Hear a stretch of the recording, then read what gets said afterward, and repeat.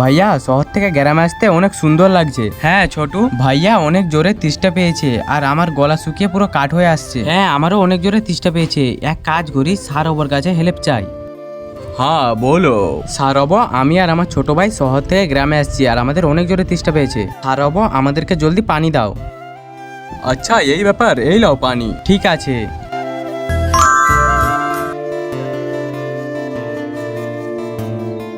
আরে এই দুজনের কাছে তো জাদু আছে আর এরা এই জাদুর দ্বারাই একটা পানির বোতল মাঙিয়ে নিয়েছে। দেখে তো মনে হচ্ছে শহরে, যাই জিজ্ঞাসা করে আসি। আরে ওই দাঁড়াও দাঁড়াও দাঁড়াও। হ্যাঁ কি হলো? আমি ওখান থেকে সব দেখে নিয়েছি, তোমার কাছে যে জাদুঘরটা আছে ওটা আমাকে দাও। আবে জাদুঘর না, ওটা সারব, ও আমাকে সব জায়গায় হেল্প করে আর ওটা আমি কাউকে দেবো নি। চল যা, গ্রামের গরিব। যদি নাই দাও তাহলে তোমার জাদুঘরকে বলো না আমার জন্য কিছু খাবার এনে দিতে, আমাকে অনেক জোরে ভোগ লেগেছে। সারব এই গরিব বাচ্চাটাকে ভোগ লেগেছে, একে কিছু খাবার দাও। ঠিক আছে।